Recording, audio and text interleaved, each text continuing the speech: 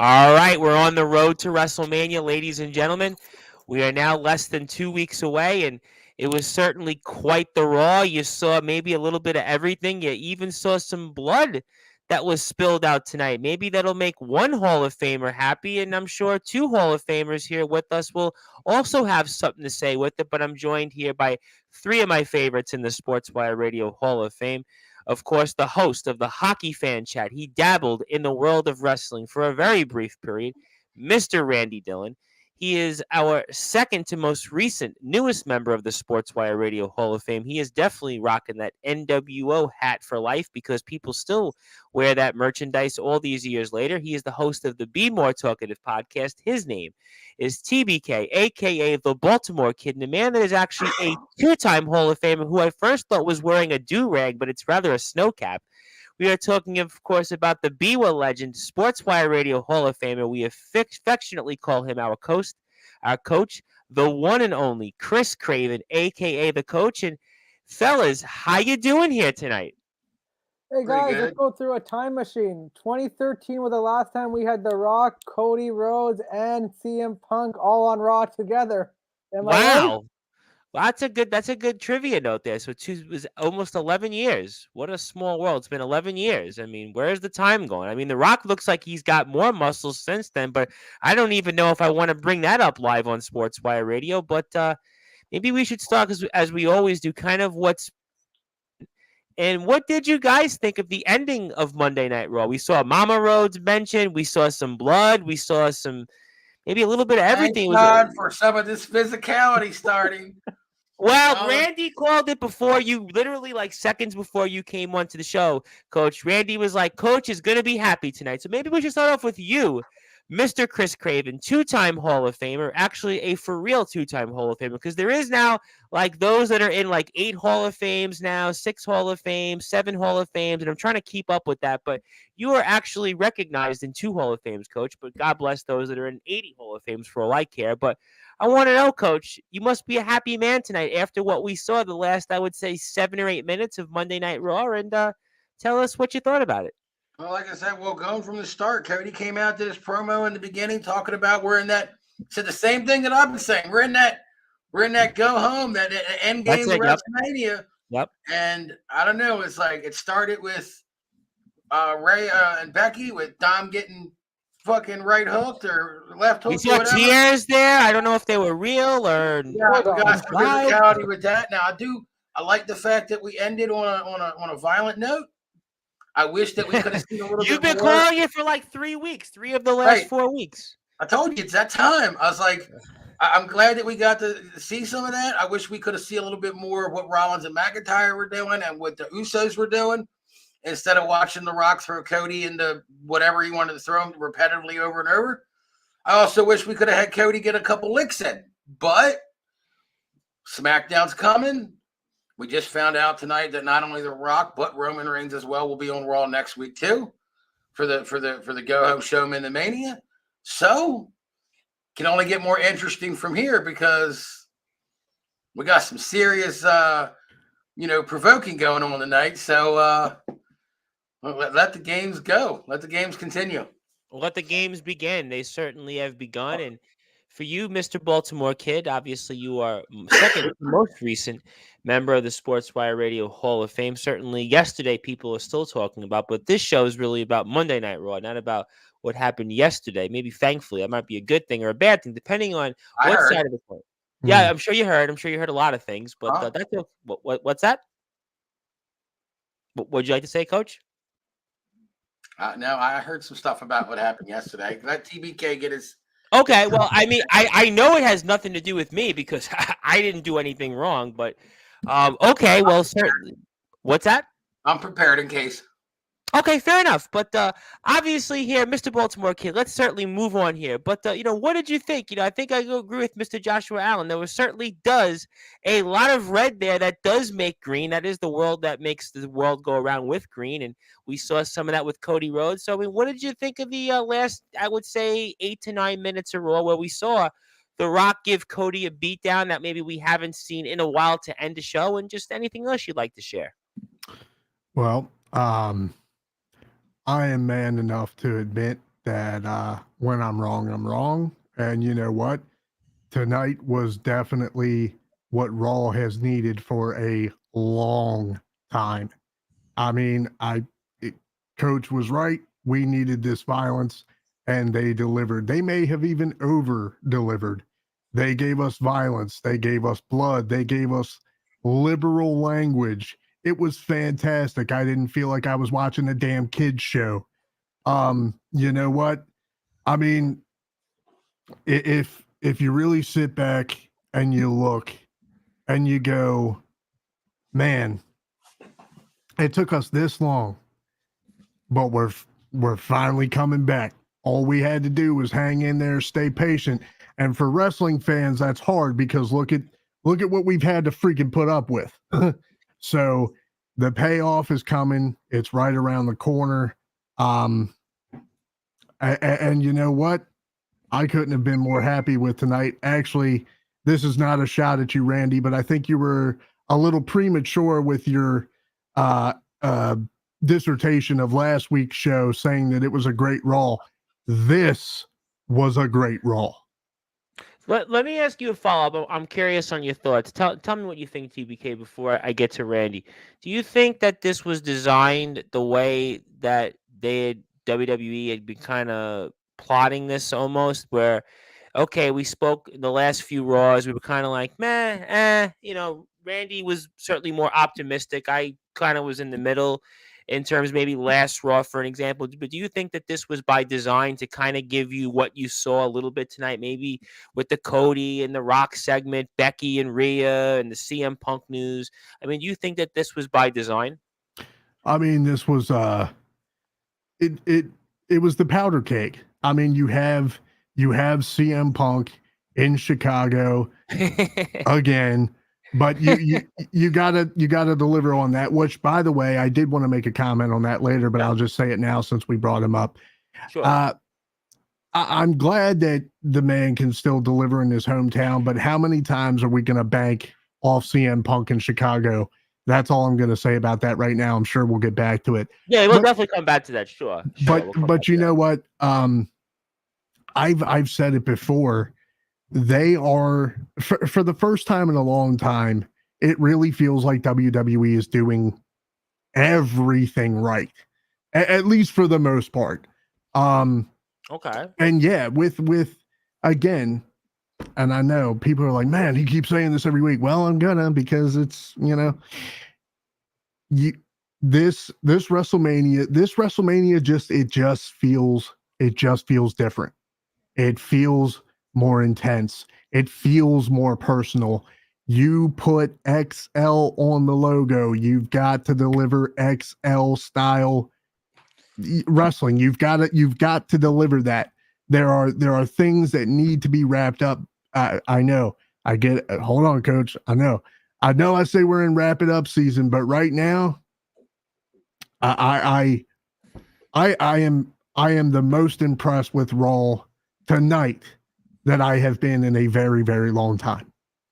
All right, fair enough here, and I want to get to a couple of people before I get to Randy formally. Want to say hello to my buddy, Mr. Glenn Abbott, who I have his podcast we're going to play tomorrow on our internet radio station, Sportswire Radio. He is a part of the guys who do the work in progress here on sportswireradio.org. And Glenn is up at 3:12 a.m., which I always wonder, Glenn, how do you stay up, especially with the time difference here? But Glenn is also in the Hall of Fame, so we want to say hello to Glenn. And he says, as somebody once said, business is about to pick up, and those guys have been doing a great job reviewing all the old Monday Night Raws. So if you ever want to check it out, you can do that here. And also, if I could, before I get to Randy, I'd like to give my thoughts and prayers to Soldier GP, the IMF World Champion. Unfortunately, his father is no longer with us. So if I could, I wanted to just extend my thoughts and prayers to Soldier, and I hope that his family is doing as best they can during this difficult time. So I just like to wish my thoughts and prayers to Soldier, and thank you for tuning in. So hopefully we can give you a little bit of an alternative to what might be going on in your mind. But I'll certainly digress. But again, my thoughts and prayers are to Soldier. But Randy, so you obviously kind of opened it before we went on the air. The coach has got to be a happy man, and definitely we saw almost kind of a home run in a way for WWE, maybe a hat trick in a way for the hockey fans like you and myself. But what did you think of the ending of Raw before we kind of go back and break down some of the other things of the show tonight? Just to add on TBK comments, I gotta set my expectations higher because last week I thought it was a good Raw. This just took it to another level. It was personal. It was physical. The dams broke. We saw everyone just going at it. When was the last time on Raw you saw someone left bloody? I thought the same thing. That's a good point. I wonder when the last time that would have been. It's been a while. It's got to have been a while. The thing that's coming to my mind is Triple H beating up Batista in 05 before their Hell in a Cell match. But did Randy Orton Raw maybe? Did a Randy Orton? 04, yep. I would have to say that. But this is just another level. But listen, we saw how personal things got with Cody yapping off earlier to The Rock. And then at the end of the night, we saw how personal it got with Drew McIntyre, Seth Rollins, and CM Punk. And listen, there were some comments there. He was going to say the forbidden. I thought CM Punk was asking for the forbidden name to be said on live television. So we'll see what comes. McMahon. Senior. You, Coach, love saying that name. I don't know who that is, but you're entitled to your opinion, Coach. I'll give. Apparently, there's a new one in the news today. Puff Daddy or Sean P. Diddy. It's funny. I don't know if you guys are on Twitter. I know Randy is. That's kind of been blowing up the Twitter timelines the past, I think, 2 hours. All I see now is Diddy this, Diddy that. But yeah, that's a good one, Coach. Good one. Then you got Becky Lynch and Rhea, how physical got. Poor Dom. I think he may have got ripped there. And then you just saw The Rock taking it to another level. The only one thing I wish Raw would have done is just have Roman show up at the end looking over Cody with The Rock saying, "We got him," or something like that. But would that take away from the moment, though, conversely? I don't know, because when I looked at Raw, and I think we've talked about this, everyone seemed they have a partner, but we don't know yet who's going to come out and confront The Rock with Cody, because this seems to be the big X factor in the match for night 2. Because we know there's going to be I have a strong feeling Rock and Roman's going to win night 1, and then it's going to be Bloodline Road, and there's going to be outside interference. But the question is, who's going to deal with The Rock at this point? That's the one thing I think that's the question going. But definitely, like I said, my expectations, I got to start sharpening them up because they were not. I have some work to do. Well, let me ask TBK and the coach this. Did it feel that you needed Roman at the end of the show? I mean, they obviously hyped up the fact that Roman's going to be in Barclays, my neck of the woods, next Monday. But did you guys feel that it was needed to have Roman tonight? To complete I don't know. I get what you're saying, Randy. I do. To complete the picture, the overall presence of the Bloodline, I wouldn't have been mad at it. But I mean, was it super necessary? No. But I think if they wanted to go for overall completion, sure, why not? I think that and I don't know, I could be shooting down the wrong avenue here, but I kind of think that tonight's show showed that The Rock has his authority or his own certain kind of power with the Bloodline, and with him being able to call shots as he sees fit. And we got him twice tonight, too. I mean, you got The Rock not just once, but twice. I mean, significant. Right. He wasn't originally billed or advertised, but he showed up. And he showed up with the Bloodline members that are usually doing Roman's bidding. Now they're doing The Rock's bidding. Yep. No Roman. No, even Paul Heyman. He was talking to McIntyre. I missed that. So he was out there, but he wasn't out there. That's okay, Coach. You got a do-over. No, but he wasn't out there. The whole time this is going on, Heyman was not out there when the action happened. Like normally he's out there, holding Roman's title or out there just watching. He wasn't out there when all the violence, when all the battling went down. It was kind of it showed me that The Rock took the initiative to make the decisions over Roman Reigns. And I wonder if that's going to transpire into anything. Like, are we going to see on SmackDown, you know how Roman likes to say to Jimmy, I didn't authorize that. Are we going to get that kind of emotion with Roman and Rock? I did not agree for you to go do that.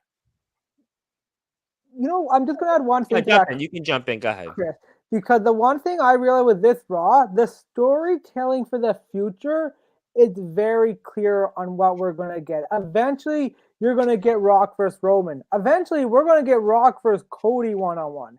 And same thing with CM Punk. Eventually, you're going to get Punk and McIntyre. Eventually, you're going to get Punk and Rollins. Well, after tonight, you're definitely. I mean, I would imagine you're getting Punk and McIntyre at some point. I mean, I don't know when that'll be, but I would have to think after what we saw in that segment tonight, you got to get it.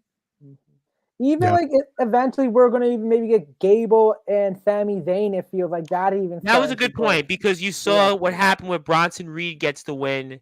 And then you saw kind of what happened afterwards where there was, I guess, some doubts there with Sami Zayn, and you had that back and forth.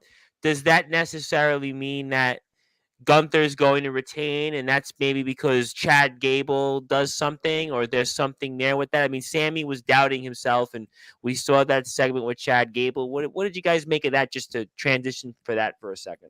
I want Sami Zayn in an Alpha Academy shirt. You go from the bloodline to the Alpha Academy. I'm just sorry. I saw that, and he's like, if you want to know, come talk to me after the match. He's like, come talk to me. I'm sorry, that would just make me laugh. Okay, all right. I mean, okay. Anything else anybody would like to add on that? I think at this point, as you just said, Tom, going from the bloodline to Alpha Academy would be big yikes. But you know what? Sami has the one thing about Sami Zayn is he has shown that he can really rock and roll with anybody. He's a good utility player. They call that a utility player. He really is. He really is. I mean, I don't care what anyone says, and I said it before.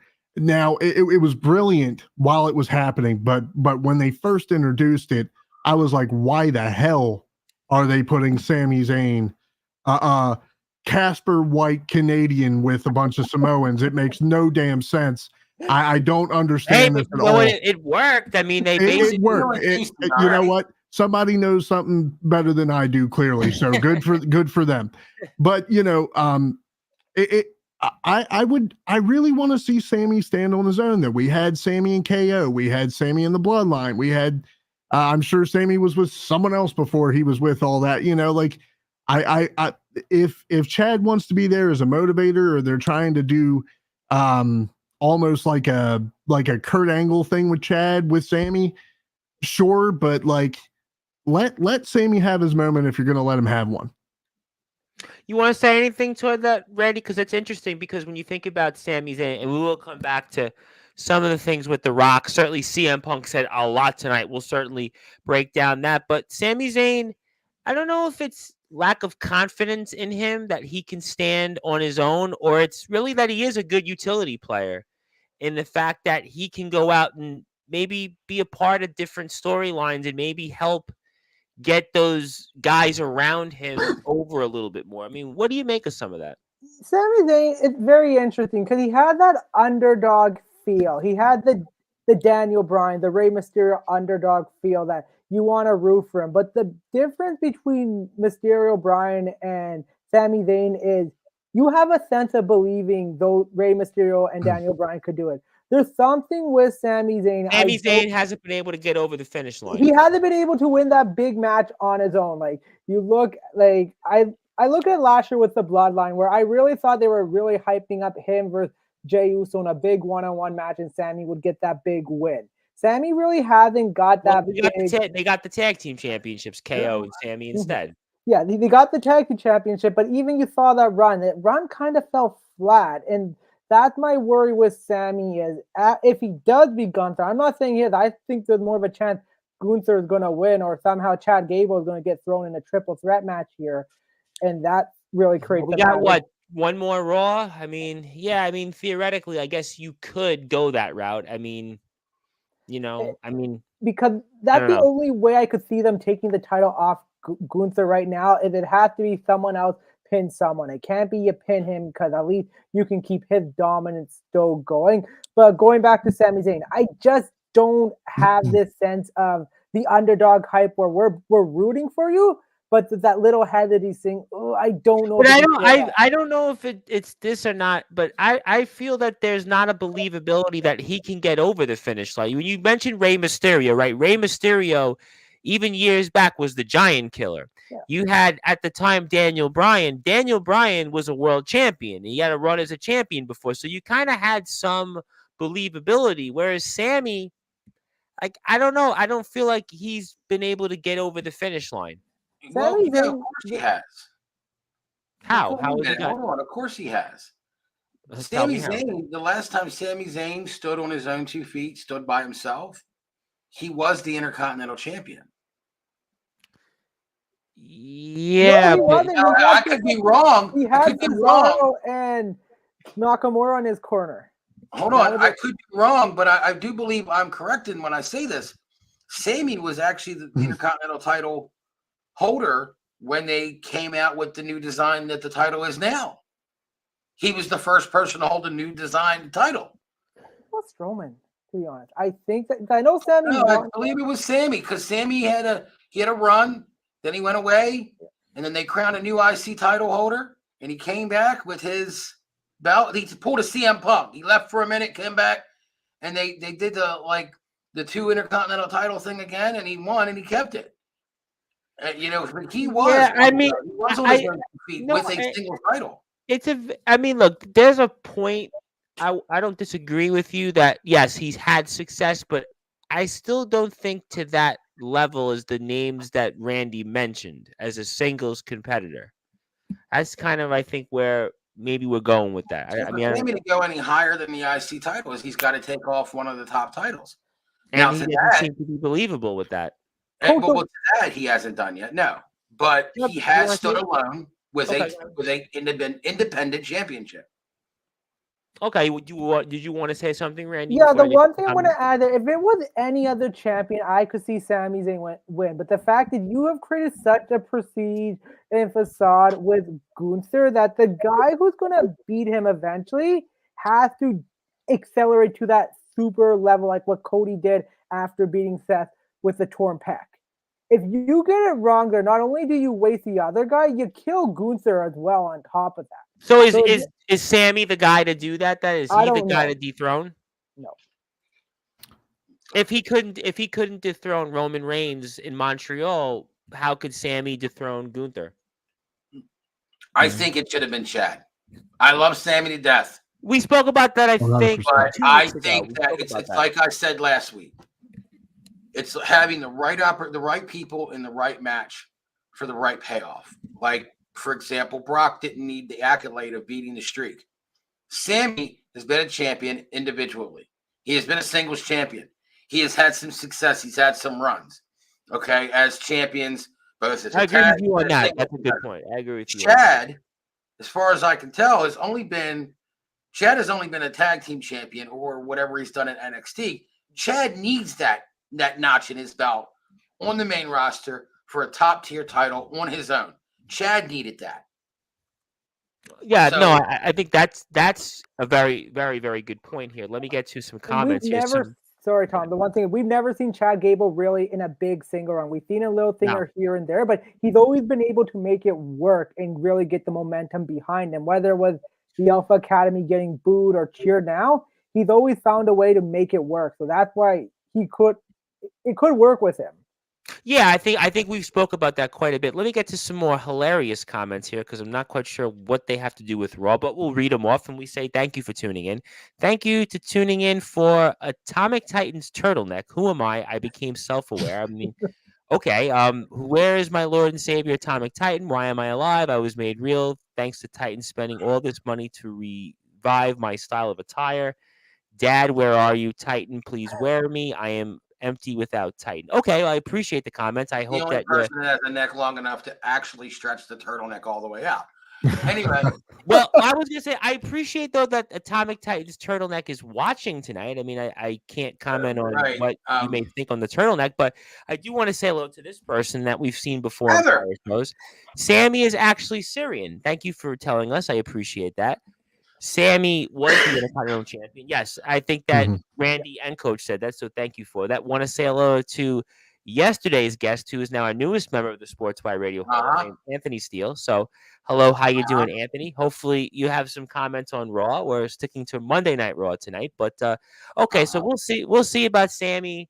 We'll see about what he does. I do want to go back to something I think Randy spoke about at the top of the show, which was the Becky Lynch and Rhea Ripley segment, where Dom even got into it.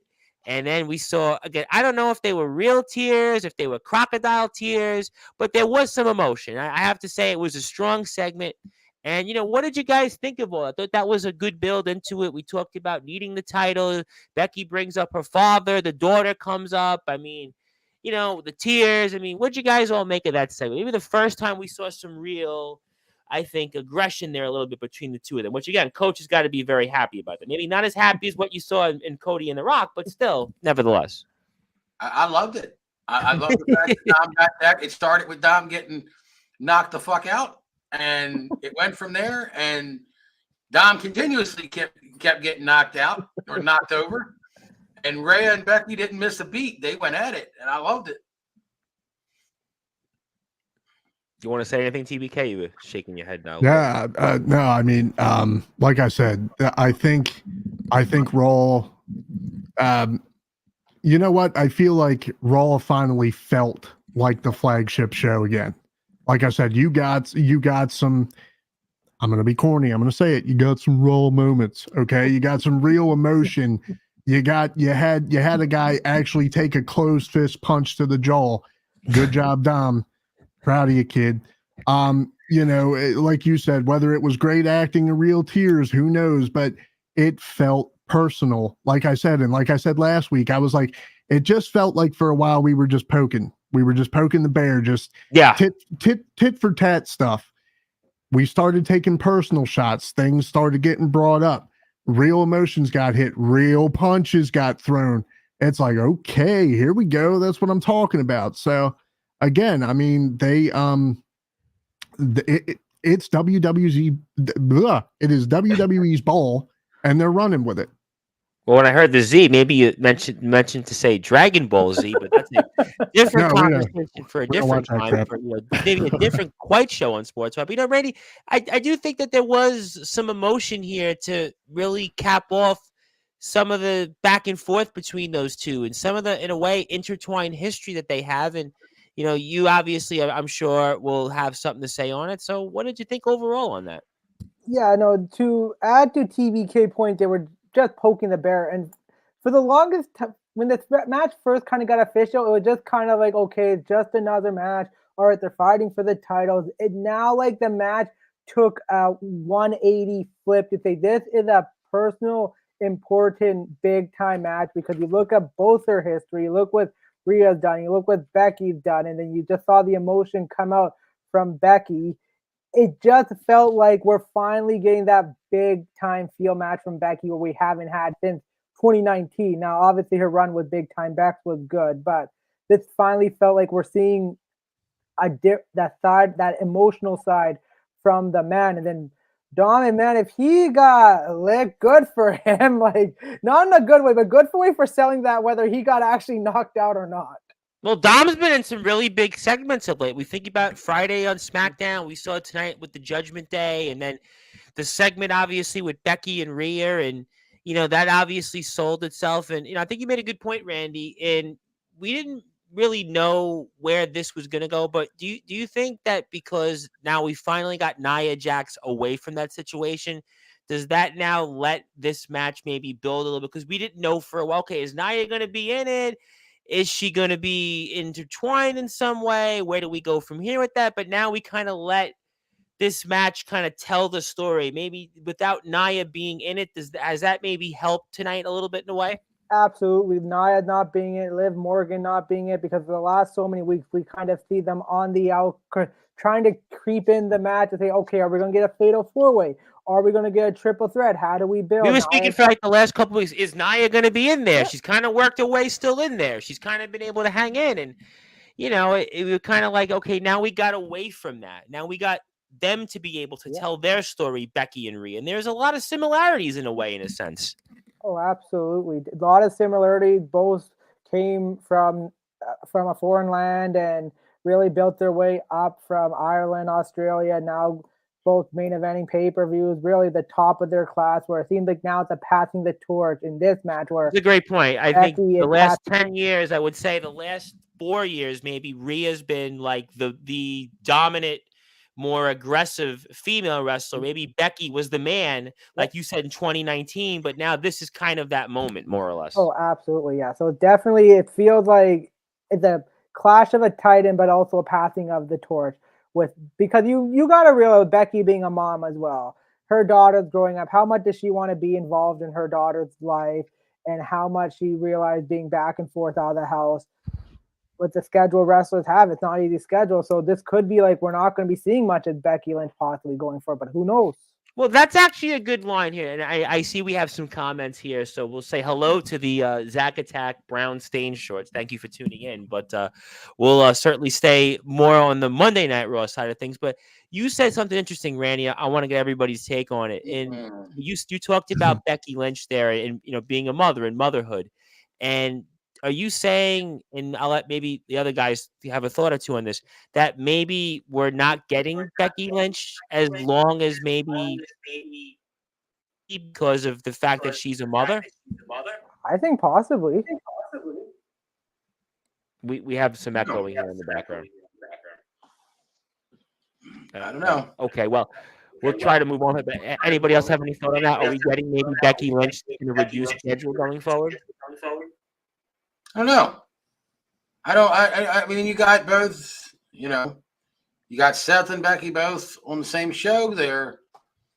I don't know if their daughter, I don't think the daughter's old enough to be in school. So I think 3, right? 3 going on 4.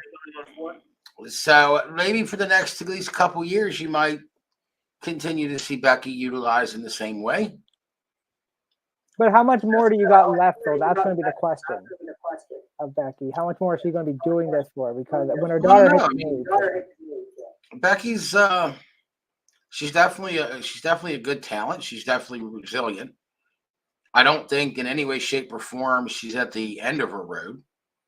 I mean, you could very well we've seen this before with female talents. They go off, they have kids, they come back. The kid gets old enough, they come back for a full-time schedule versus part-time. We've seen it. I mean, I would never expect Trish Stratus to come back for a full-time schedule the way she did last year. And I think Trish TBK was talking about Michelle McCool maybe may come back for another match. Right. And so I don't think that and it isn't just with the female talent. Men talent do it too. They go away for a while, they take care of something else they want to do. Business-wise, personal, whatever, they come back. I mean, we've seen a lot of good returns from veterans in the past several years that have come back and worked and put the grind back, went right back into the grind. So I don't know. I would say like I said, I don't think Becky's at the end of her rope. I think Becky's got a lot of years left, depending on how she plays them, whether she's got part-time or full-time schedule, where she switches it up year by year. I still think Becky's still got a lot to go. And I'd like to say hello to my guest tomorrow, who's actually going to be inducted into the Sportzwire Radio Hall of Fame at 7:30 p.m. Eastern Time. He is Mr. V to the H. He is a YouTube sensation. He's also the owner of Amplified Wrestling, who put yours truly in the Hall of Fame, Mr. Van Hansen. So, Mr. Van Hansen, I'm looking forward to speaking with you about some of the things that one Lydia Myers said last Sunday on the show. And I'm looking forward to having you on alongside your tag team partner in the Murder City Hit Squad, the one and only Kid Mike. So that'll be a lot of fun. So 7:30 p.m. Eastern Time. I hope that'll be one for the ages. And also, I want to say hello to Mr. Atomic Titan, who has a funny line. I guess my turtleneck and glasses have a mind of its own. I'm an absolute great inventor. I respect your hard cooking. I think, Coach, you have an issue with the echoing, so I muted you. That kind of took it off. So if there's anything in the background, you might want to tune it down because I noticed that it's on your end. But we'll try to fix that here. But okay, so we'll see what happens. What's I'll up? go out and come back in because I got no other else in the room is making noise. Okay, but there's just an echo on the end. It's not on my end because I could unmute. But okay, yeah, we'll try that. But there you go. The echo's taken off. I want to say hello to our buddy, Mr. Ron Franklin. Ron, how you doing? Hope to see you back on the show, whether it's later or on Friday, and a lot to talk about there. So a coach does have an echoing because the echo went away. So hopefully that'll fix it. But before I get to the big segment with Mr. Punk, is there anything you guys else want to bring up? Certainly it was the Judgment Day segment where R-Truth was trying to call the commercial break. I thought that was hilarious, by the way. I think sometimes on Sportswire, I think I do these shows, Randy. Maybe I should call a commercial break when somebody said, we had a couple of guys come on yesterday and bless their hearts, and I was like, maybe we should have had that commercial break there. But anything else you guys want to talk about? So, like I said, tonight's Raw really over delivered. You got tears, you got violence, you got blood, you got funny moment. R-Truth is an absolute treasure. We must protect that man at all costs. This man's got to be in the WWE Hall of Fame. I definitely like knowing 100% back on the commentary table. Oh my God, he is the. Hey, you sound better now, Coach. You sound better. He is the absolute best, worst tag team partner ever. He absolutely hung Miz out to dry. He was like, I can't get in there. I'm doing commentary tonight. I was like, oh my God, bro, that's brilliant. The commercial break was just amazing. It was brilliant. It was literally everything. Like I said, I have, except for maybe the Candice LeRae match tonight, I have no complaints about Raw. Raw was fantastic tonight. The one thing I'm going to add, TBK, with Candice LeRae, I'm actually enjoying this heel turn of her because I feel she is someone who can help work with a lot of good talent, like a Maxine Dupree, like an Ivy Nile. We've seen her work with Indy Hartwell, some of this newer talent, Katana Chance as well, where she can help kind of guide them as a veteran. And then R-Truth, like, if this guy doesn't win, him and Miz don't win the title that WrestleMania, giving him the big moment, like, I think there might be more of a rise than that than maybe for Cody. But I think Randy, didn't you say it last week on the show that R-Truth has never really had the big moment at WrestleMania, which is kind of hard to fathom, right? Because he's had a long career and he's never really had that moment at Mania. This could be that moment. He hasn't really had matches. He maybe been in some tag team matches, but never been like in a big kind of showcase match, what they've done with the tag team title. So I definitely feel like he deserved it, and same with The Miz as well. Like, they've both done a lot of tremendous work to get up to this point. It's a great point. These two have really been the definition over the past couple years of absolute team player. The things that they've been asked to do, the segments that they've been asked to have. I mean, for God's sakes, at one point, Miz was working with Dexter Lumis, sliding under rings, sliding out of rings, getting choked out. I mean, the Miz didn't win a match, I think, for what, like 2 years or something like that? It was like a 2-year streak?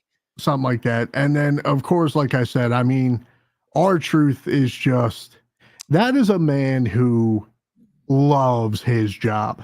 I wouldn't say that, he's that kind of guy who's just happy to be there. He's happy to be there. He loves what he does. And oh my God, like I said, if they don't protect that man, like literally, I hope when he gets on the bus, on the flight, wherever he goes, they wrap him in bubble tape. He gets stored away, like he's must see. He's must see. You are going to get a moment, and it's going to be memorable every time he comes on. I think it's amazing to me that he's over 50 years old, R-Truth. I think that's the most.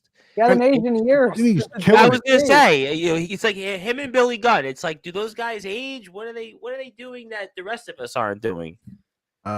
Wrestling. Good point. Billy Gunn, you can see, but Truth, if you go back to watch the early days, like in 2005, 6 in TNA, he still looks the same. He still looks the same. I was going to say the same thing. He's been around longer than that. Does he's been anybody around. remember this?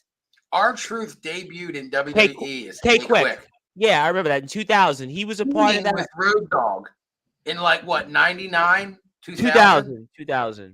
Yeah, Right. and that was, I think that was the last time the like not the original, but the quasi second incarnation of D-Generation X had wrestled way. Like they came back for one more time, if I'm not mistaken. It was Triple H, China, Billy Gunn, Road Dogg. I think they were part of that Survivor Series team or something like that. He came back right afterwards, K-Quick, and he got fired. I want to say Road Dogg got fired for drugs, which was, different show, different time. And then K-Quick hung around for a while. And then, as Randy said, went to Impact, had, a pretty good run there, and then came back. And he's been, had an amazing, remarkable run. 52 years old is R-Truth. I mean, talk about guys that just, I don't know how they do it. And Atomic Titan has a funny line: "I'll wear my turtleneck and glasses. It's better than Zack Attack's brown stain shorts." Well, I appreciate that. Thank you for clarifying that. But, but that's, did we get the short bus arrive in the comment section tonight? Like, I'm just asking. I don't know. It reminds me of, real quick, not to detour too much. It reminds me in politics where there would be like burner accounts of like your opponent, and they would like say different things, which again, I would always say people can say whatever they want. As long as they're having a good time, my approach is always, if people are having fun and they want to tune in, I hope more the merrier. And if you're out there, actually, you made those accounts, I hope you hit that sub button for us at Sportswire Radio 6579 and follow all these great guys. They're doing a great job out there. Make sure you follow TBK. Does some logo work. He's done some work for some of our other guys like Alan Michaels, Big T, the TSF Takes guys, Coach Craven's a two-time Hall of Famer, and Randy Dillon, of course, does some great work for us on sportswireradio.org. And also Atomic wanted to say, not going to lie, Tom, it's funny. I got sent it on Instagram and had to tune in. I never expected this. Well, fair enough. I hope that you're enjoying yourself, but we are on Sportswire Radio, and I want to remind people, tomorrow night, 7:30 p.m., Mr. Van Hansen, the owner of Amplified Wrestling. Also, he is a wrestling star for a number of different federations out there, SSW. He is also a part of DBW now. He's a part of Amplified Wrestling, his own company, and many others. Is going to be here. He's a part of the Murder City Hit Squad. And I'm actually doing soccer on Wednesday night, so there'll be soccer coverage. I'm actually doing soccer. I think around 9 o'clock, we have two players from the Five Town Sound men's soccer team. So maybe we'll see the Atomic Titans turtleneck and Zack Attack's brown stain shorts talking to the guys who play soccer. That'll be an interesting conversation, but I digress. My name is the Reverend Tom Bryce, your voice of all wrestling, and I'm here with three of my guys, all in the Hall of Fame: Randy Dillon, TBK, Chris Cave. All right, gentlemen. So obviously, we're kind of at the halfway point of the show. We got to bring it up. It's time to bring it up. CM Punk. Mr. Punk himself was in Chicago, and I'm going with you, Mr. TBK. He was? Yes, he was there. He apparently No way. Yeah, I know. In It's a big Chicago. He was, yes, apparently was. If they, it was, that's who they wanted. CM Punk. No apparently, yes, fucking it was. shit. Yeah, I mean, I thought Roland Havoc was going to be there, but they went for CM Punk instead. No, we love Havoc. Obviously, Havoc's supposed to be coming back to Sportswire next month. I would have thought, and I'm going to do it. I would have thought, being Chicago, the energy in the air, all these things happening on Raw tonight, we would have saw the real Anthony Steele. Well, he actually grew up not too far from Chicago in Springfield. Maybe would have, his WWE tryout didn't work out, I guess. Well, the good news is for us, he's a Hall of Famer. So he is a Hall of Famer technically. They had real stars on the night, like Rock and Cody and CM Punk and McIntyre. They had real people on the night. We got the big stars tonight here. We've got the stars everywhere on Sportswire. Right. Every night we have stars on Sportswire, but we love Anthony Steele. We love the guys here also. So CM Punk did come out, and boy, did he have a lot to say. And Drew McIntyre, by the way. How about Drew McIntyre dishing out some things, talking about CM Punk and never drinking, but still in rehab? And I'm going with you, TBK, before the coach kind of gave us a slight detour. And what did you think about this? No. It was great. We love it, Coach. It was awesome. It was, and I know I missed you guys' call earlier today. Forgive me. I've been out. I was knocking on doors all day today, so I apologize that I only caught you guys till now. But I digress. Mr. Baltimore Kid, I want to give you the floor, and you can fire the first shot when it comes to Mr. Punk, Mr. McIntyre, and Mr. Rollins, because those guys threw many shots. Yeah, it was, like I said, it's everything you could have asked for and more. I mean, I kind of feel like maybe for once they gave these guys microphones and went, hey, go out there and cook. Go do your thing, and this is probably the dumbest comment that you're going to hear all night, but I'm going to say it anyway because it's me. Sure. You know, I made a comment last week about the pyrotechnics budget that WWE has for Cody. Well, whatever budget they're spending on that, they did not spend for the ramp budget in Chicago, because where the hell was it? It felt like they came out of Gorilla and boom, here I am in the ring. Anyway, it's just an observation. But anyway, let's get back to Punk.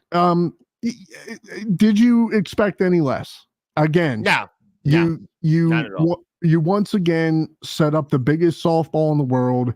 You put Punk in Chicago at home.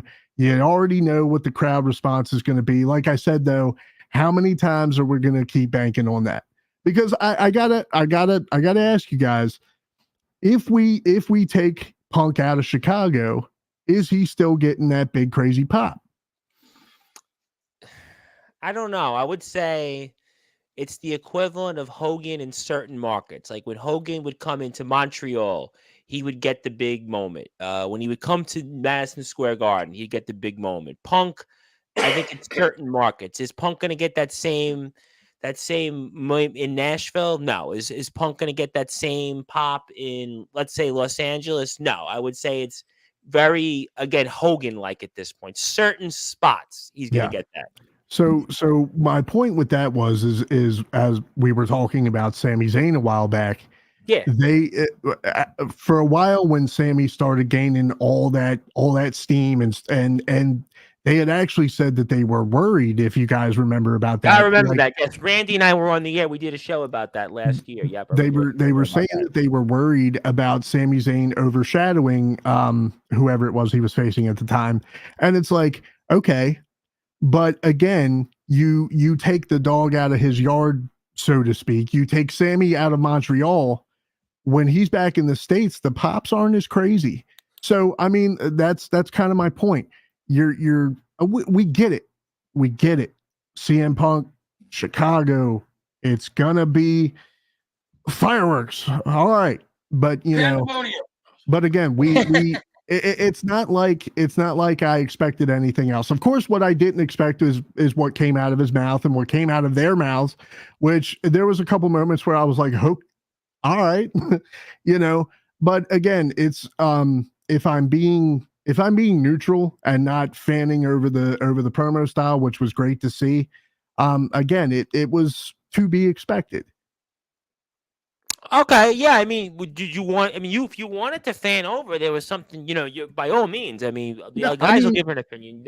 Next, I mean, say what you like. I mean, like again, I'm happy. I'm happy to see them loosening the reins a bit. I'm happy to see them. Like I said. Well, obviously, if that guy that had 3 initials was in charge still, A, Punk probably wouldn't be in WWE, and B. Is he the only guy? You're entitled to say that, Coach. I'm not going to stop you from saying that, but I'm going to do my best not to say it. Just like a wrestler messaged me today, I just wanted to say sorry to me. And I said, okay, well, why did you say sorry? It wasn't who you think. It wasn't anybody on yesterday's show.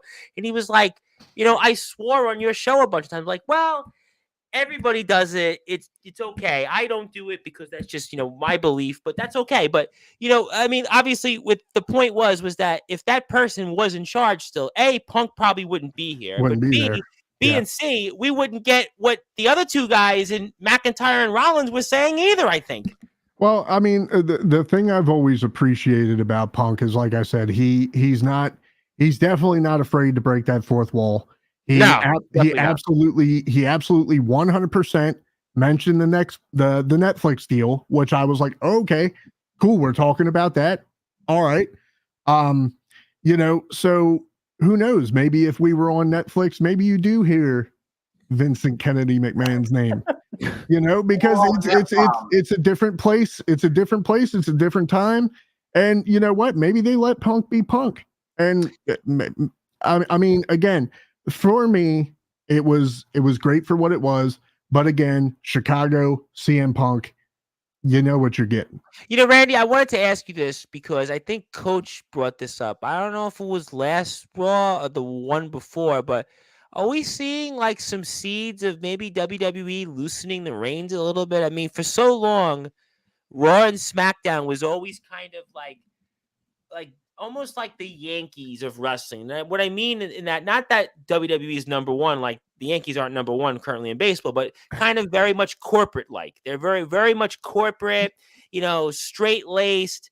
WWE for a long time got away from even stuff in ruthless aggression. I mean, are we starting, Randy? You think, maybe how we saw tonight end, the segment with Punk and the segment, where Rollins and McIntyre go back and forth and they talk about rehab, they talk about Netflix, they talk about, other things and the personal shots, and then even Becky Lynch and Rhea Ripley a little bit. Do you think, Randy, in a way that WWE is maybe loosening the reins a little bit on the product? Absolutely. I think we've been seeing this since really Punk has, I think, returned. You go back to War Games Survivor Series, that video we saw Punk where Rollins was irate. Like they wouldn't show that for no reason. They were still this corporate strong guy. I think really what TKO, Triple H, Nick Khan all realize is, listen, we need to be a little bit more edgy. That would make wrestling exciting. That would make us fans get out of our seats or glue our eyes to TV when we see the edge. We see things are getting pushed. And I think that what AEW did when they first got going. They were pushing the edge. They were doing things W wasn't doing, but caught people attention. And look what W's done since then. Like CM Punk. I go back to a SmackDown with The Rock where he told a fan he's gonna shut his mouth or he's gonna slap the herpes off his mouth. Like, well, we got Hollywood Rock, right? I mean, we got Hollywood Rock. What Cody said about The Rock last week, the small testosterone thing or whatever, just because I want to stay clean for our audience on the fans. Yes, we actually have 41 people watching us, by the way. So I want to say thank you to all the people on Twitter, because Twitter has really become a new audience. You need me to say it? Do I need to say the things that Randy wants to bleep out? Because I'll say them. If you want to, we do have a lot of people watching us right now, believe it or not. So actually, syndrome there. I want to say it, Coach, because we actually have just as many people watching us right now as yesterday, if you count Twitter. So go ahead. You want to say it? You're welcome to, Coach. Go ahead. Right, Randy. He said little dick syndrome. That's exactly what he said about The Rock. Yep. You can say it. How we're getting to it's really getting edgy, and we don't even know how it's going to work on streaming with Netflix, where TBAK was saying, where are they going to say, listen, we're on streaming now, we have our own platform, let's break down that fourth wall and go nuts. And even the comments, even what Punk said today, that comment thing on McIntyre, but we see that fire where we haven't seen so long in W, and I think this is what made the Attitude Era so great. What made ruthless aggression great. There was that fire. That you never knew what was going to happen. You never knew what somebody could say. You almost had to be on the edge of your seat. And I don't know if it's to that level, but at least you're seeing some creativity. You're at least seeing where, like I said before, kind of like the Yankees, where, everybody in the Yankees, for those that know are baseball fans, they all look the same. They all have the same short hair. Nobody has facial hair. And not to say that WWE was like that to an extent, but they were, because everything was very button-laced, corporate. But you're seeing in a way that WWE is at least, having guys and gals go out and do things that maybe 6 months ago they wouldn't have done. Yeah, they're definitely break away from the contemporary product that they've been for a while now. I just said to go off of what TBK was saying and with Randy and the whole concept of this is Punk showed up tonight, and not only he was in Chicago, woo, yeah, yep, but he came back. I was sitting there racking my brain. The last few times Punk came out, he really didn't give his full. Well, you remember when he came back and gave his first promo, and it was like he said nothing. I think that was because of time. I have to. Yeah, it was like his full potential capabilities of a pipe bomb. Tonight, he fucking dropped one. Oh yeah, absolutely. No, but and I'm like, okay, they let him go out there and mouth off again. Yay, we got some blood. Yay, we got some other elements, and it's funny. They bring up the Netflix thing and everything like that, and you bring up Vincent McMahon and what it wouldn't be or what it would be without or with him. I can tell you right now, I think WrestleMania season right now would be an entirely different dynamic and element and feel, vibe, and scenarios if Vince was still running things right now. I think what Triple H is doing, along with whoever's working with him, is great. I think everything's going the right direction. It's like you said earlier, TBK, everything feels different. the vibe. And now that we've crossed that barrier, like I've said and been waiting for, of getting into the violence and getting into the gritty shit, it's like, all right, it's got that vibe, and I'm ready for that. But you talk about the Netflix deal. I mean, you're bleeping out shit from the audience saying, "Holy shit!" You're bleeping out The Rock when he's dropping F-bombs. Yeah, you had that. That was a long bleep they had there. That was right. At least, a good 30 seconds. I can only imagine when this Netflix deal goes down and we get over into Netflix with Raw, how more that line's going to be crossed, and how more we're going to go back into that the nitty gritty.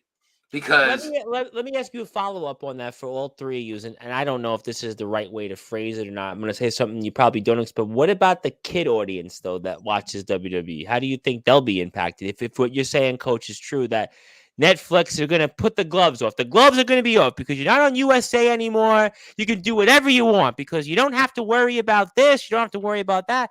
What about the kid audience? What about the disclaimer?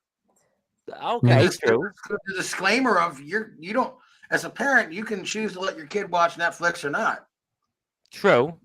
It's the same, and I've said the same thing about any wrestling content, even on television. Like, this isn't like this is a show that comes on at 4:00 in the afternoon when kids are just getting off of school. This isn't Saturday morning fucking cartoons. Do they still have Saturday morning cartoons? I want to know if anybody do they still have them? Not like if they do. Not like they used to. Like not as good. I was gonna say, I didn't know that was still a thing. Can't tell you if they still do Roadrunner and Coyote, but I will say this: it's always been a disclaimer. Like, you as a parent let your child watch the product, or you don't let your child watch the product. Raw comes on at 8:00; it's on to 11. SmackDown 8 to 10. NXT's Tuesday nights. I would think. Now, this is just me. I would think. Like, I have a 6-year-old. My 6-year-old's in bed every night at 9:00. Period. And he doesn't watch Raw the first hour. He's not into wrestling, but if he wanted to watch it, yeah, I'd let him watch it. But as a disclaimer, as a parent, that's my prerogative. And that goes with. Does he know? Does he know that you were a former wrestler? Yes. Yes, he does. All my kids do. No. My kids. I asked that. I actually asked that to just be curious in what. I did a match once where my older two kids actually walked to the ring with me once. So yeah. All right. Hell, my son Max got involved in a match once for me. Okay, so that was my question for the 6-year-old and getting into wrestling. That's why. But there's it all comes down to the disclaimer of a parent on what you want, your prerogative. I mean, whether the content had to be PG for the last God knows how long or not, it didn't have to be. It probably didn't have to be. But I think for a company, you got to think. We went into the PG era. They were worried about the child audience. Linda McMahon was doing politics. Yep, she tried to run for office twice. Right. She worked in the Trump administration. They were getting into all these campaigns, the bully, they have all these things. Be a star back in the day. They were adapting themselves and attaching themselves to so many public things that got them so many eyeballs at once. Global eyeballs all over the world. So they made their product more contemporary.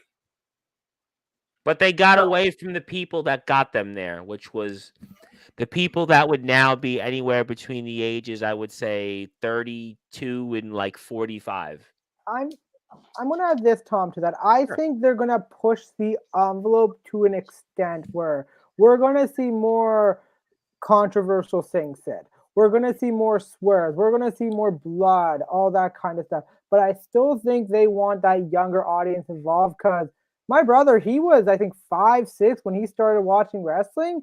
He went away for a bit, but now he's still watching. He's 20. I started watching wrestling when I was 10. So you want to get them watching young, but you also understand where Chris is coming point. As a parent, you have to make that decision. Okay, do you want your kid to watch wrestling or not?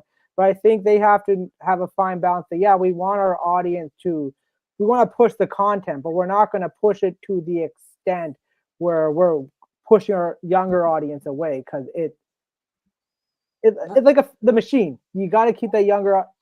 You start them young and keep them hooked for a while. You want to say anything? Coach, go ahead. this isn't the Attitude Era. I mean, we don't have to get away. We don't have to deliver a product where we have to rely on. Well, I don't think you're going to get everything in the Attitude Era. I mean, there were things that went on. The Godfather, for example, and Val Venus. I don't think you're going to get that either. I The think you're going to wrestling get world isn't like it was then. Like back in the day, the violence and sex sold everything on WWE. It was either bra and panties match, Val Venus, sexual. Which I don't think you're going back to that either. I don't think you're going to that. You had that versus damn near everybody bleeding every damn match. All these extreme segments backstage, constant brawls. And then you go to PG where everything's more fucking Disney Channel, Barney the Dinosaur kind of fucking play. And now you got where they're starting to get back into, like I said, they're starting to cross that line again to get back into more of a gritty product. And what my point was, you don't have to go back. I talked to so many people that go, I wish the Attitude Era would come back. I do in a way because I wish that we still had certain elements of the Attitude Era. Like I wish Austin was still involved on a regular basis, whether he's wrestling or not. The things like that. I wish that certain elements were still a part of the show on a regular basis because it made for good TV, right? So, but I don't think that you needed to have, like, you can get that line crossed and that nitty gritty without having to strip a female down every week or have somebody busted open with thumbtacks every week. You don't have to do what the Attitude. No one's. Well, yeah, I think the main point is you're not getting Sable versus, let's say, Tori Wilson in like 2004. You're not going to get, let's say, Deborah the Cat and let's say Ivory or yeah, right. We're not going to get that. No live sex celebration on Raw. Yeah, exactly. There you go. We're not going to get the leader and the edge thing there. You're not going to get that. There's, society's changed completely. Also with that. I mean, right now our version of DX today is DIY. Like that's our DX. Well, today. Yeah, I know, kind of. That's our truth version. I think, and this goes all the way down to the mastermind of Triple H, of Paul Levesque, and what he knows about the business. Being able to recreate that kind of gritty environment or that kind of gritty product without going down those same old avenues that we did before. Sure. He's breaking new ground. That's the point. And I think that the more we go in and you get to Netflix, I think, like you guys were saying, with Punk said a lot of things tonight, McIntyre, TBK, when you were sitting there talking about the things that were said, I think we're getting into that. Let's break some new ground. Let's see where we can go with this and get violent, volatile, maybe gritty, that non-contemporary product, but do it in a different way. And I'm liking it. I'm definitely liking it. You know what? It's almost like we want to say hello to James Taylor, obviously the nemesis James Taylor. No, hi. Well, but I want to say though is in a way, it's almost like watching a movie that's from a series, right? You're not gonna you're never gonna be able to create the original from the first movie that was successful, a movie franchise, but you're still trying to incorporate some things that maybe stay fresh or relevant. So you're seeing some of that. So maybe we'll see in, was it 9 months, 10 months down the road when they go to Netflix that you'll see some of those things. But in terms of, let's obviously go as we'll look toward to SmackDown. We've got 2 more SmackDowns left, 1 more Raw. The go-home Raw is going to be next Monday here in my neck of the woods, the Big Apple, in the Barclays Center, which was actually my home for 4 years when I had season tickets back to the New York Islanders when they played. You're going to be there? You're going to be in well, I mean, we're going to do a show on Sportswire Radio, so I'd say probably not. If I were to go to Brooklyn, I wouldn't be here. So I'd rather be here, actually. I'd rather be here on Sportswire. Take the cell phone or the tablet and do it live. Live. Barclays Wi-Fi is like not that good, to be honest. From it being experienced in that building, I actually appreciate the kind of I guess you might want to say thinking on the fly. But if I were to go there, I don't think I'd get back in time. I would probably be by the time I would get home would probably be about midnight. So I don't think it'd work out that way. So I'd rather be here on Sportswire. Besides, we'll be in the people's house. All wrestling matters. We can talk to you guys and get your thoughts. But why do I want to be with 15,000 people I don't know? And I can be with 3 great people that I actually know and other people in the comments. Why would I want to go and do that for? Sometimes you just got to get that live feel, man. Yeah, somebody actually asked me, are you going to WrestleMania? And I was like, why would I want to go to WrestleMania? I could just be on Sportswire afterwards. Well, okay. TBK. It's sort. Come on, that's sour for him. He was really to buy them tickets. He was this close. I was. Well, a lot It of was very close. out there. One of our listeners who I actually was with earlier today was telling me, well, what if you go and you have that experience? But I got all that. But okay, so obviously we'll get all that semantics out of it. Well, maybe we'll bring it back up on Friday's show. But anything else you guys want to add on tonight? Obviously, The Rock was a big part of it. Certainly, Cody Rhodes got his uppings. I'm sure we'll see some of that. We saw Usos were a big part of things. I think you guys kind of hinted at some of that. You mentioned DYI. I mean, that was also a part of things tonight. I mean, anything else you guys want to bring up here and, the remaining minutes of the time? And I also want to say thank you to everybody on Twitter, by the way. I have 70 people watching us right now. So I want to say thank you to all the people on Twitter. And if I could also break the fourth, we'll actually wish my brother, Sean Bryce, a happy birthday right now because today is his birthday. So I'd like to wish him a happy birthday. Hope he has a great day. I know is he the deacon? You're the reverend. He's the deacon. No, he's the complete opposite of what a deacon would be. No, he would actually not be a deacon, not by a long shot. But I'm sure. You say happy birthday and then you shoot him under the button. I'm scared. Well, I mean, yeah, pretty much. I mean, well, I don't. Well, he's not up watching us right now. So if he was watching us, I would say probably I'd have to, But I'm wishing him happy birthday, and I'll probably make sure that he has a good birthday. So happy birthday. Hope you have a great day. I know he was watching Raw tonight, but before I get to Ethan Sorensen, who's got a comment for us, so anything you guys want to talk about, whether it was The Rock again or anything, the Usos? I mean, anything else on your mind? I'm interested to see what's going to happen on SmackDown with. I don't think Roman's advertised, but we know Heyman's going to be there. Yep. And now, what Chris said earlier, how The Rock had the bloodline. Heyman McIntyre. What'd you make of that? Anything on that? I don't see much in that because I think McIntyre's more goal is to win the world title and have that moment. But I think it's going to be more now. Is there going to be a bloodline struggle in these next 2 weeks? Because we saw for the number of weeks, Rock and Roman were kind of on pace. They were on together, but we see The Rock now making these appearances, giving Cody the beatdown. Solo and Jimmy following The Rock to Raw. Like, what are we going to see come SmackDown? We're going to start seeing the cracks in the foundation. We saw last week, Roman was rattled. And how much more of this? We spoke about that. Roman looked befuddled. But tonight, conversely, though, The Rock, if you want to talk about something, before we get to Ethan, The Rock was definitely not befuddled tonight. But on Friday's show, Roman was kind of puzzled. I mean, anything on that, you guys think? Yeah, I think it's like we mentioned before. Like, I think you saw The Rock calling the shots tonight, which could definitely transpire into something on Friday. As we said, without usually it's The Rock. Usually it's Roman, as we said, going after Jimmy and being like, "What are you doing?" Now it's a whole different level. You've got The Rock, So will he respond in the same way that Jimmy would? Absolutely not. I think you start getting that they have got to capitalize off of a fantastic show. If they go into Friday and don't bring the same intensity or better, oh my goodness. Right now they again, it's their ball. They're moving it the way they want to.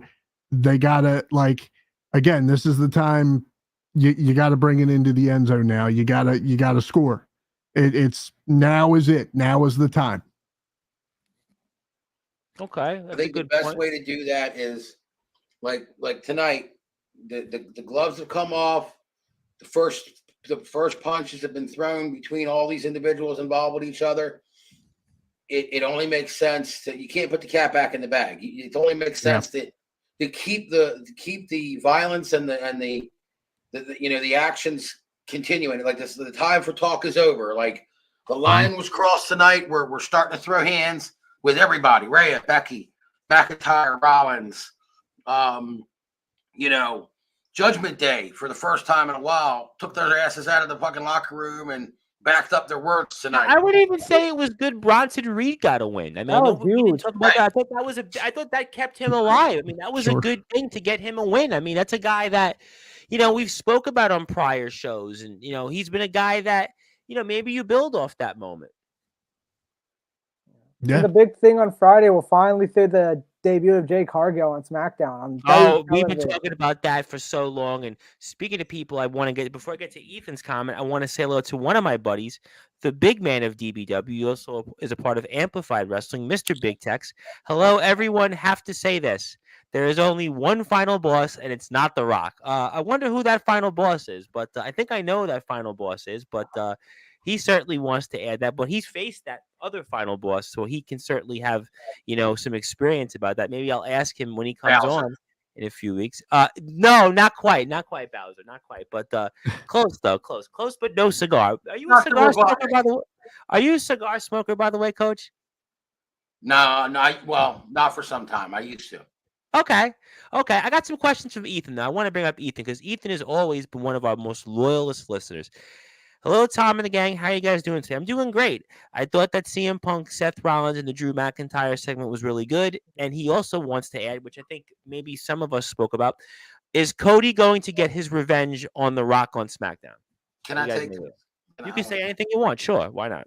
I say it's good he brought up McIntyre and Seth. I was actually had something in my head. I thought, hopefully I didn't forget it. Glad I didn't forget it. Excuse me. Last week, McIntyre and weeks previous to that, McIntyre has constantly been reminding Seth that he's distracted, right? Well, tonight you got to see that now we have a distraction. McIntyre has a distraction. Like McIntyre tried to play it off as much as he could at the announce table with Punk, but Punk is a distraction for McIntyre. Yep. Straight up. He's more of a distraction for McIntyre than he is for Rollins. So I saw that was good. And I hope that, not that I'm like one of the nut hungry CM Punk fans that it lives off his every word, but I do hope that Seth kind of, gets himself in there a little bit and mixes it up and makes it more interesting. And to say Ethan, Cody's going to get his vengeance. Come on now. We had Mama Rhodes mentioned. We had Blood. Papa Dusty was mentioned on top of that as well. So yeah, Dusty was mentioned. Cody, like I said a minute ago, I think all the hands continuously need to be thrown. All the shots, the fighting has to continue all the way up to Mania. It's just got to be that way. You want to say something, Randy? Go ahead. Yeah, the one thing that I know I mentioned this a few times. For last year, we saw how Cody was kind of not touched. He wasn't really considered. It was just like more of, let's have this great match. Like, we're seeing a different side where the Bloodline's realizing, like everyone's realizing Cody is a threat to Roman's title. I think The Rock did this not only to send a message, but also realize this guy is a legitimate threat to ending your reign. This is not the same guy we saw last year who was just happy to be in the moment, who kind of was there confronting Roman, who was showing down. This is a guy who literally...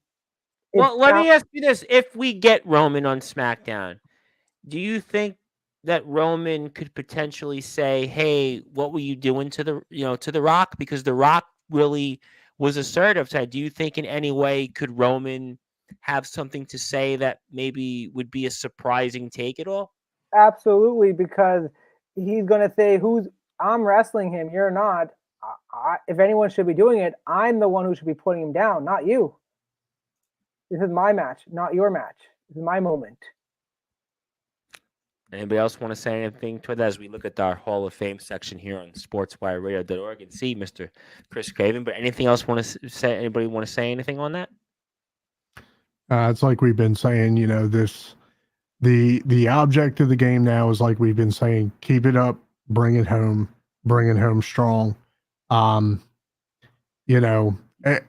mean, for once, I'll tell you what.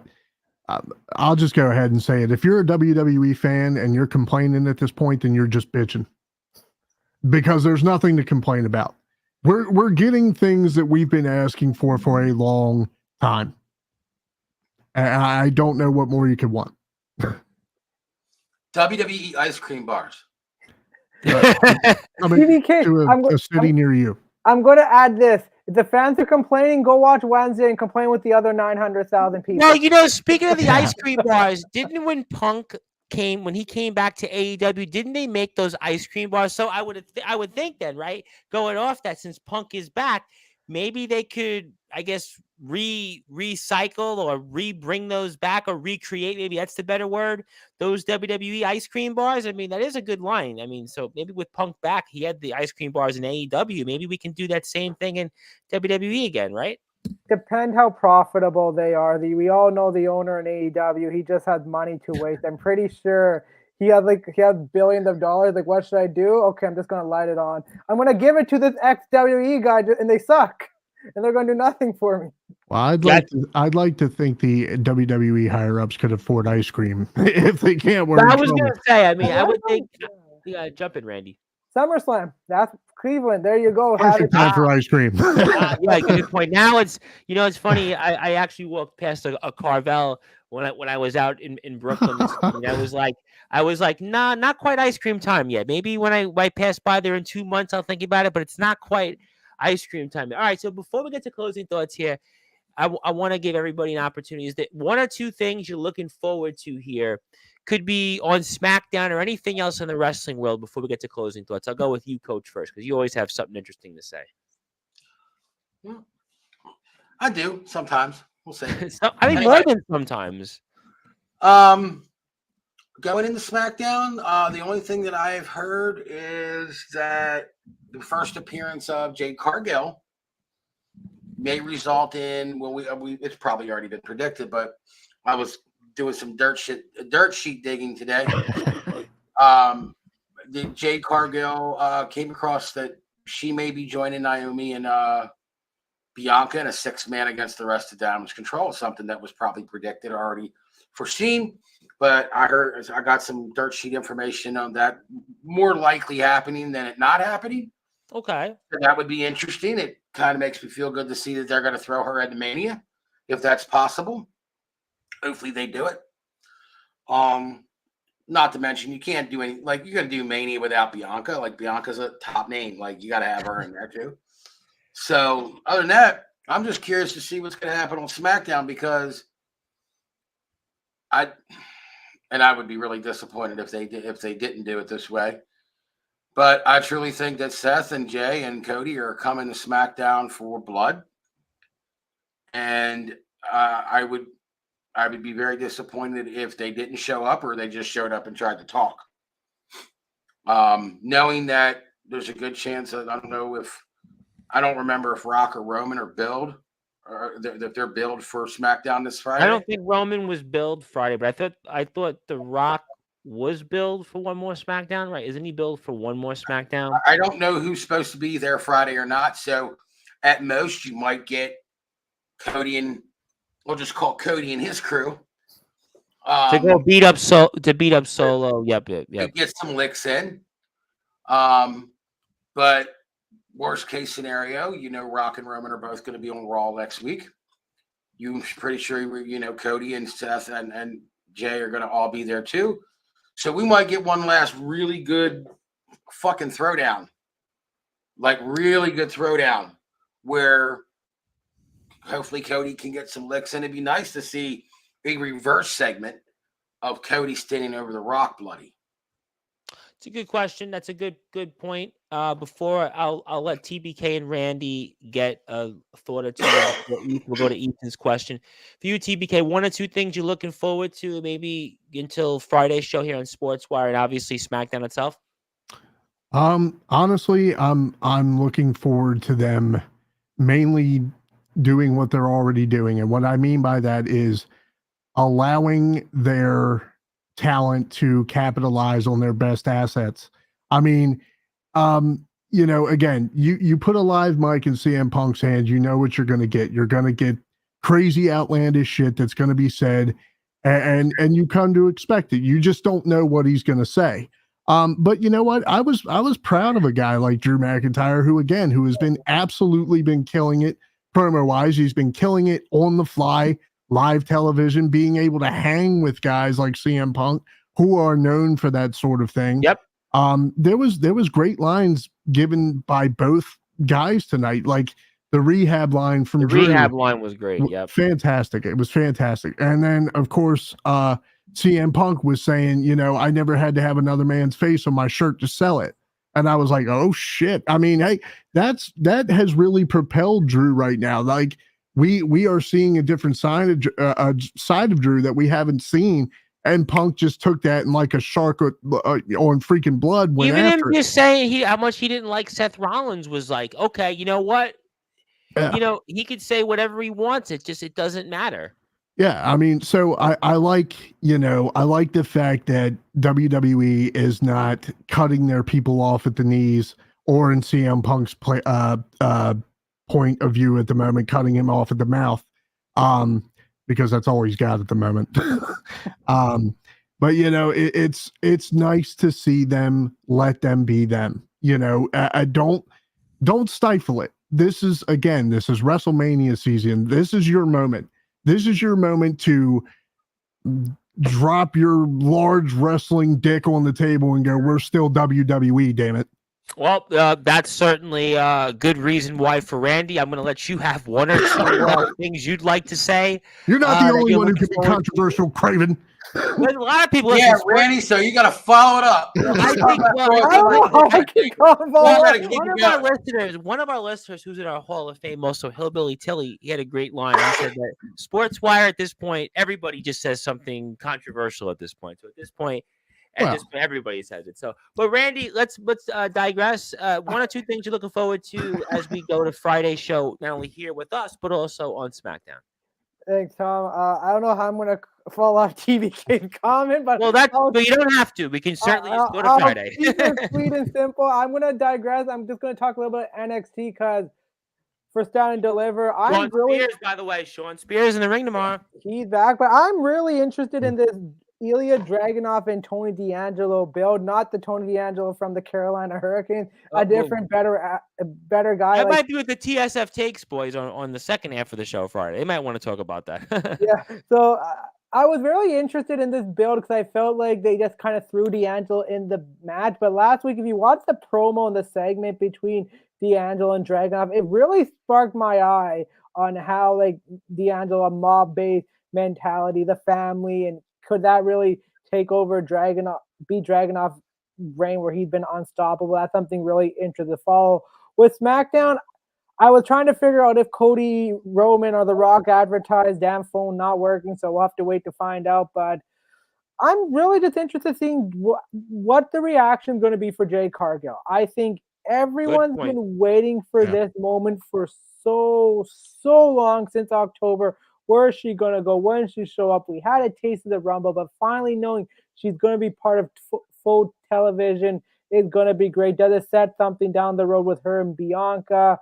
Possibly, maybe her and Tiffany Stratton. We'll have to wait and see. And the last thing is Logan Paul. We talk about how CM Punk controversial take. I think Logan Paul can bring it to that level as well. And I know he has so many more sponsored deals and stuff, but he's not someone to be quiet on the mic. So I'm interested. Can he take it up that level from what we saw? And that was Ethan's question for us. What do you think is going to happen with Randy Orton and Logan Paul? Someone's getting RKO'd or stunned. That's all I can say. There's going to be Prime and there's going to be an RKO. That I can tell you.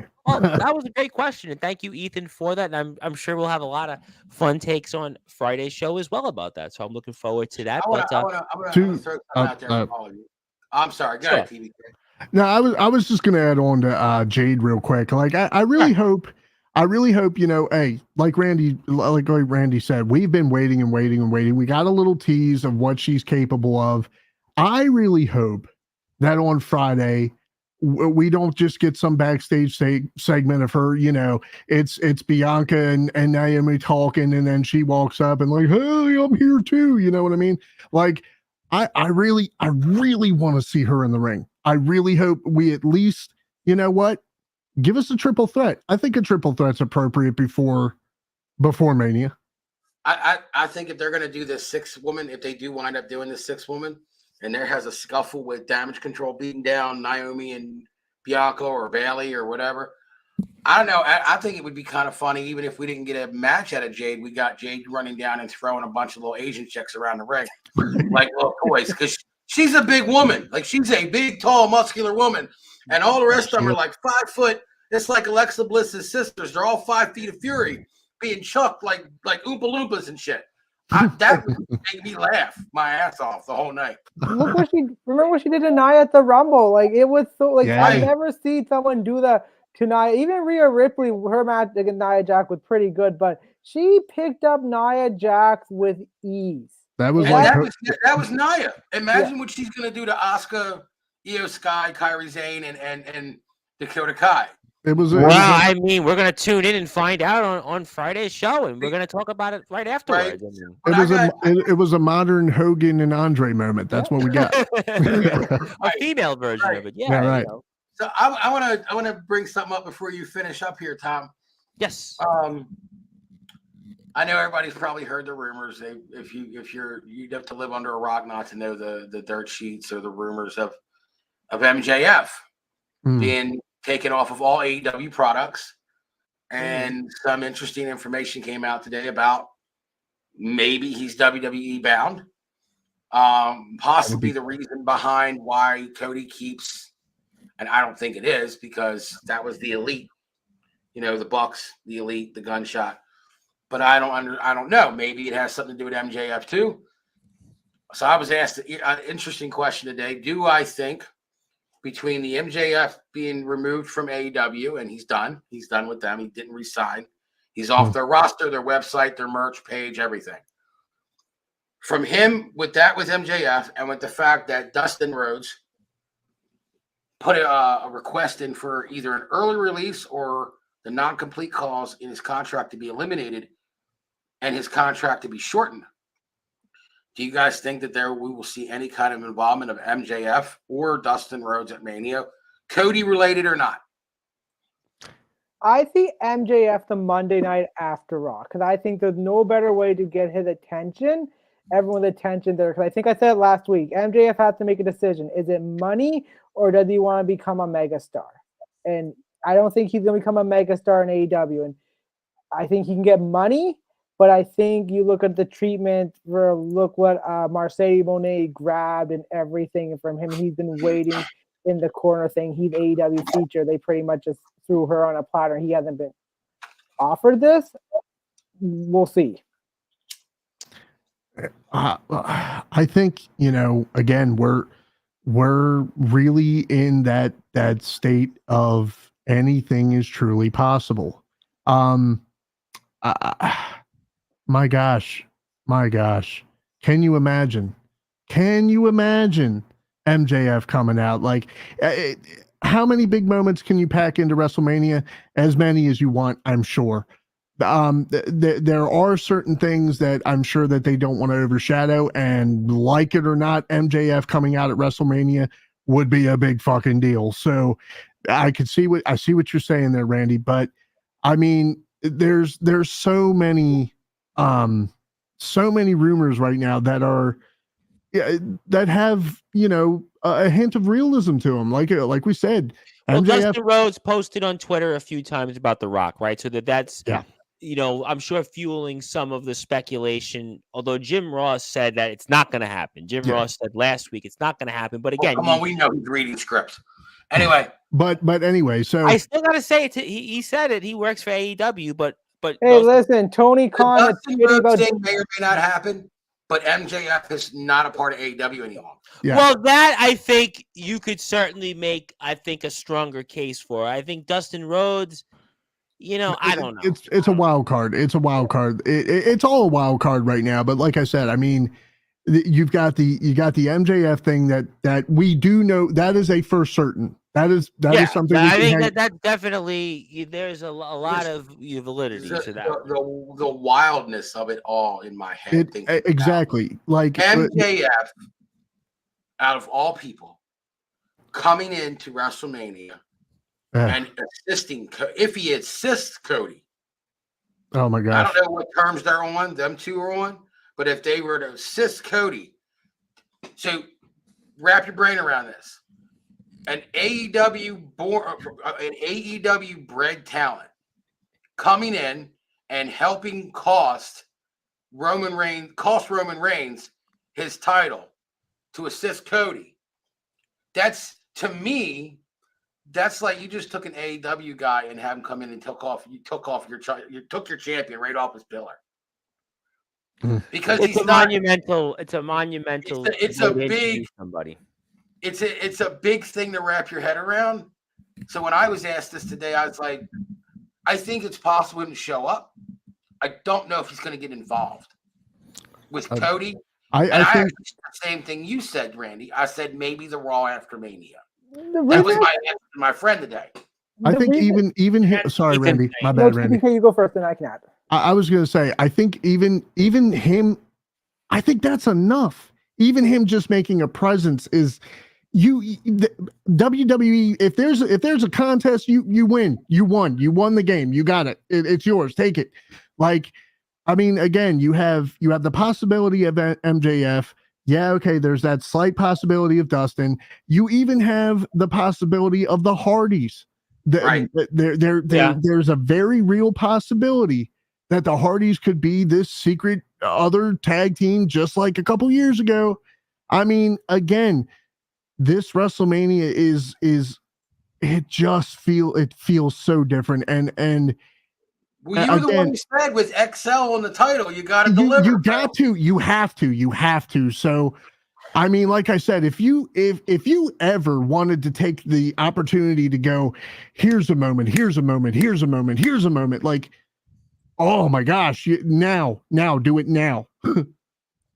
Absolutely, TBK, and I'm just going to add to that point. I think if WTKO, they ever wanted to throw a shot at AEW and said, you guys talk about the big game, you have your money, all that. Listen, we got two of your top future stars who was carrying your company, and MJF and Gay Cargill. We took them from you, and you have no disrespect to the likes of Adam Copeland, Edge, Saraya, Ruby Soho, Christian, all these guys, Tony Storm, who's doing all these great work, but these guys are pretty much not going to be at the point to carry your company. They will carry our company for the number of years. We're going to certainly find out. You jump in, Coach. Go ahead. I think, like you said, like TBK, moment after moment after moment, you got WrestleMania 40, and it's packed and it delivers the way I think it's going to, especially with all these speculated rumors that are going around with these other people, these other talents. You do this, WrestleMania 40 is going to be the WrestleMania that people talk about for the next 40 years. Well, that's 40. That's every it's like, a big one. For our generation, it's talking about Steamboat and Macho Man. It's talking about Hogan and Andre, and Hogan and Warrior, and Michaels and Brett. It's talking about those moments that live on forever. Austin Rock. Austin Michaels with Tyson involved. Like all these moments, right? Yeah, I would agree with that. And then you get a WrestleMania like this, like you just said, TBK, where it's impact. It's not just moment. It's impact moment. Impact moment. Yes. Forget if there is a wrestling war going on between companies, forget a shot across the bow. That just sunk the fucking ship. I don't see this as a war. This is not. I said if there was one. I was going to say this is really not one. If there was one, like back in the day with WCW and WWE, it was like that's a shot across the bow. Listen, when one guy showed up on another person's program, there's a shot across the bow, right? If this goes down the way I kind of hope it was, or it's anticipated, or even speculated in rumor mills that it could go down this way, forget the term shot across the bow. That you just sunk the other person's ship. Yeah. They sunk like the fucking Titanic. Yep. It pretty much is. I was going to say the same thing. This is not what it will be, but we'll definitely talk about all of it here on Friday's show right after SmackDown. So it'll be a lot of fun, and we'll have the guys open things up here. Then the TSF takes in the regular Sportswire group will be here with us. And I also want to say that our last show on Friday was one of our most viewed between Twitter, YouTube, and Facebook in like over a year. So it seems like the new format, the new formula seems to work. We get wrestling. Yes, you were a part of it. No question. You're the listener. You inspired that. I'm a living legend. Oh, sorry. Well, you are. You were two-time Hall of Famer. But yeah, no, I'm excited about Friday's show because we get a little bit of everything and the people seem to like it. And I can't wait. So let's get to closing thoughts here. Speaking of you, Coach Chris Craven, I'm going to give you the floor. Anything else you'd like to plug, share, or say? And we do get you, by the way, twice a week. I would remind you that you're here twice a week. That is more than some of the others that come on to Sportswire. I'm a household name. I'm a household favorite. You know, you're a two-time Hall of Famer and a living legend. We call you the coach. That's why I'm giving you the floor with closing thoughts and can't wait till Friday. I come on here, I give my experted opinions and stuff. The ratings seem to be dictating that the people want to see you, whether it's on Twitter or YouTube. The people seem to like it. I'm the real Chris. I'm the real Craven. I'm Chris Craven. I don't. No, that other Craven's coming back to Sportswire in a few weeks. I know somebody wanted to talk to me tonight, so I'm going to go ahead and shoot the first shot. I don't have to come on here and talk about how much of a real deal I am or how much of a legend I am. I'm just the real Chris Craven, and I say shit how I see it. And I know, Tom, the TBK gave you a kind of a advisory ahead of time that us Baltimore boys, we say shit without any filter. We get it out no matter what it is. Listen, I got listen, anybody can say anything they want on the floor. I don't think it's directed toward me. It's just directed toward other people. So I say this. I say like I said, WrestleMania season's here. I'm stoked about tonight. Like TBK, I agree with you, Randy. I think that everything, and I hope everything continues to get more controversial, more aggressive, more violent. It seems to be that's what the ratings want, whether it's here on this show, whether it's in WWE, that's what people want. I mean, you know. And I think that I really hope that WrestleMania lives up to the XL name too, and it explodes in a large way for everybody, for all wrestling fans. And to shout out to those other people that come on this show on Friday nights. Haha, we got better ratings. Well, you know, I mean, we are doing trivia next month, so we're going to wind up seeing. But more the interesting on Fridays, you know, I would say that the ratings on Fridays all of a sudden are better than a lot of shows that come onto Sportswire these days. I want to say that Fridays are actually now it's kind of is a war almost. You know, it is a war actually. Think about it. Right. The wrestling show, the TSF Takes Boys. It is kind of like a war. We're actually in war. We're more interesting. Wrestling. It ain't even baseball, football season. I don't count that XFL shit or whatever the hell Rock owns. You know, we were actually going to talk about that on the show on Friday. I had it in my notes, but we talked about Mike Tyson. We talked about Shohei Ohtani gambling. So we've had some fun stuff the last couple of Fridays. But the views are good. I can't wait for Tyson and Paul and Jake Paul. I tell you what, when that happens, we're gonna get all of us on, and we'll just spend the whole show on that because I think that'll be where everybody gets their moment. So that'll be fun. All 30 seconds of that first round. Yep.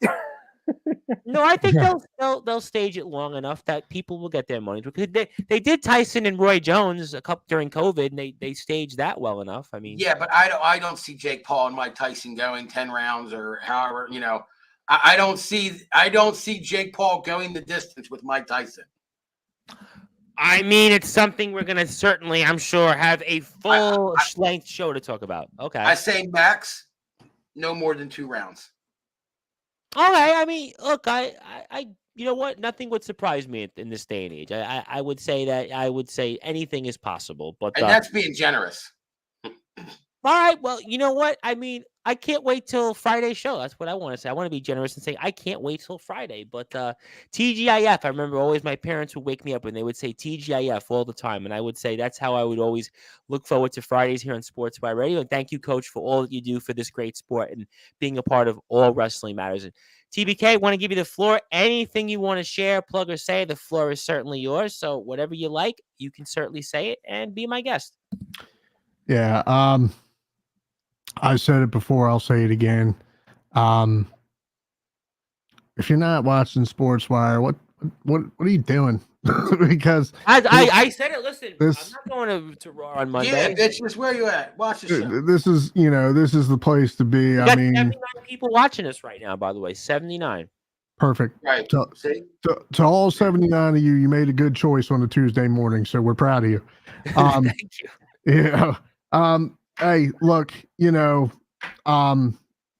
call us controversial, call us whatever you want, man. We tell it like it is. We have fun doing it.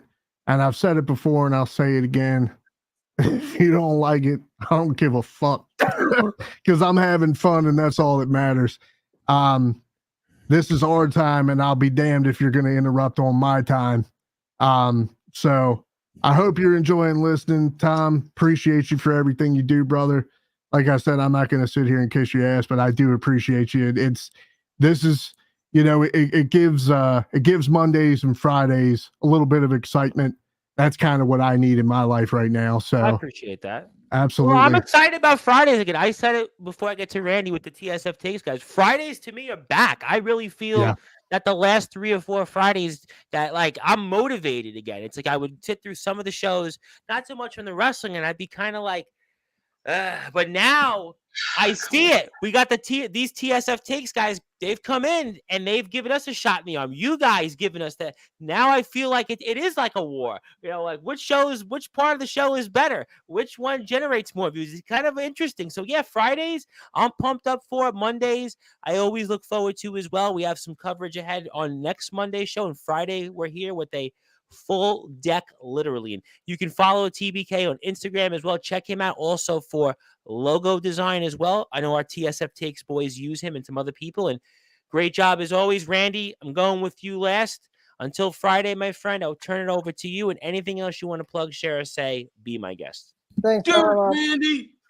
Chris, TVK, always a pleasure. Unfortunately, I'm not as controversial. I can be controversial, but not always. But listen, with wrestling right now, WWE Road to WrestleMania. Tom, I remember us talking about WrestleMania last year. We were excited, but we weren't as excited. No, it was the level of excitement for this year WrestleMania, especially with TBK and Chris, that we're all just excited talking about it, is on another level.